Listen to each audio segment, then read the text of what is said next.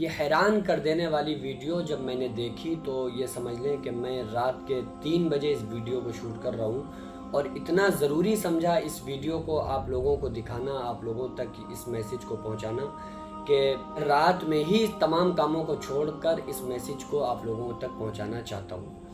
یہ حرم ہے، حرم شریف، رسول اللہ صلی اللہ تعالیٰ علیہ وآلہ وسلم کا روضہ جس کو گنبد خضرا کہا جاتا ہے، اور آقا علیہ الصلوۃ والسلام کا جو روضہ ہے تو جسٹ اس کے برابر میں آپ کو کچھ بلیک کلر کی، کالے کلر کی بہت ساری گاڑیاں کھڑی ہوئی نظر آ رہی ہیں۔ تو آخر یہ کون لوگ ہیں؟ یہ بلیک کلر کی گاڑیاں یہاں پر کیوں کھڑی ہیں؟ کیا کوئی آیا ہوا ہے؟ کیا کوئی وہاں کا بادشاہ آیا ہے؟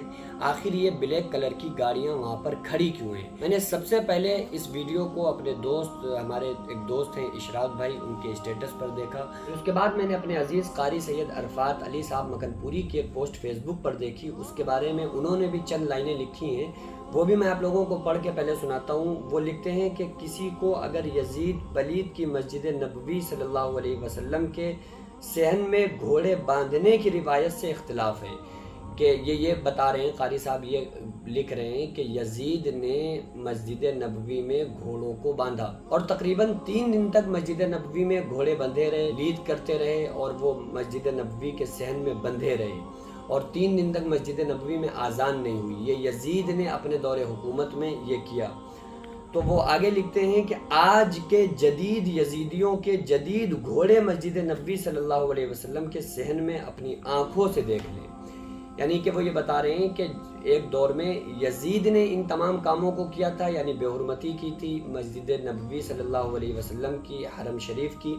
اور آج کے جو یزیدی ہیں وہ بھی اپنے الگ الگ طریقوں سے انہوں نے گھوڑوں کے ساتھ یہ معاملہ کیا تھا کہ گھوڑوں کو مسجد نبوی میں چھوڑا، اور آج کے جو یزیدی ہیں وہ اپنے نشے میں آ کر، اور گھوڑوں کے بجائے، گھوڑوں کا دور تو ختم ہو گیا، تو وہ اپنی گاڑیوں کو بالکل وہاں تک قریب لا رہے ہیں۔ آگے وہ لکھتے ہیں انا للہ و انا الیہ راجعون، یعنی اظہار غم کر رہے ہیں۔ اس کے بعد ہم سعودی حکام کی بارگاہ آقا کریم علیہ السلام میں اس گستاخی کی شدید مذمت کرتے ہیں۔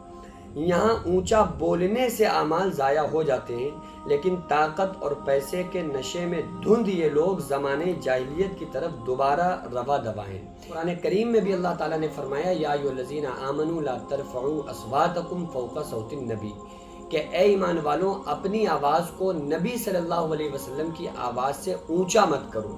کہیں ایسا نہ ہو کہ ان تحبط اعمالکم وانتم لا تشعرون، کہ تمہارے سارے عمل برباد ہو جائیں اور تمہیں پتہ بھی نہ چلے، تمہیں شعور بھی نہ ہو۔ اور یہ کس سے کہا جا رہا ہے؟ یہ ان لوگوں سے کہا جا رہا ہے جو داخل اسلام تھے، یعنی کہ یہ ان ایمان والوں سے کہا جا رہا ہے، خصوصی خطاب ان کو کیا جا رہا ہے جو رسول اللہ صلی اللہ تعالیٰ علیہ وآلہ وسلم کے اصحاب تھے، کہ کہیں ایسا نہ ہو کہ آواز اونچی ہو جائے اس دربار میں اور سارے اعمال برباد ہو جائیں۔ اب کچھ لوگ اس ویڈیو پر، جو اور لوگ ہیں، اس پر تبصرہ کر رہے ہیں، اور ان لوگوں کو بچانے کی بھی کچھ لوگ کوشش کر رہے ہیں، اور وہ یہ کہہ رہے ہیں کہ یہ کچھ بیمار لوگ تھے جو کہ وہاں تک نہیں چل پاتے تھے، اور اس وجہ سے وہ گاڑی سے حرم کے بالکل جسٹ برابر میں ان کی گاڑیاں لے جائی گئیں۔ اس گستاخی سے کہیں زیادہ بہتر تھا کہ آپ مر جاتے، لیکن یہ گستاخی نہ کرتے اور اپنی گاڑیوں کو حرم کے اندر داخل نہ کرتے، مسجد نبوی صلی اللہ علیہ وسلم کے صحن میں اور روضہ رسول کے قریب نہ لے جاتے۔ ظاہر سی بات ہے کہ دربار رسالت صلی اللہ علیہ وآلہ وسلم ایک ایسی بارگاہ ہے کہ جہاں جبریل امین بھی بغیر اجازت کے نہیں آ سکتے،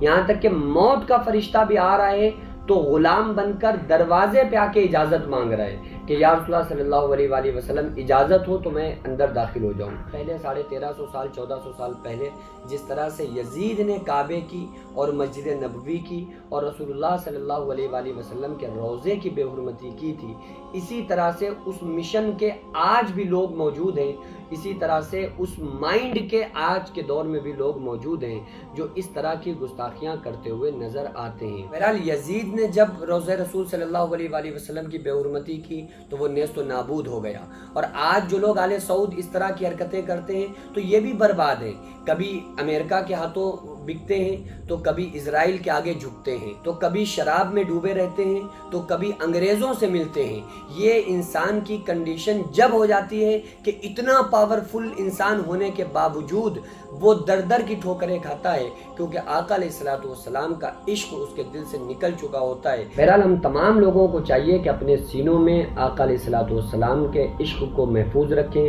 اہل بیت سے محبت کریں، صحابہ کرام کے وفادار بن کر زندگی گزاریں۔ آپ لوگوں سے گزارش ہے اس ویڈیو کو زیادہ سے زیادہ شیئر کریں اور زیادہ سے زیادہ لوگوں تک اس بات کو پہنچائیں۔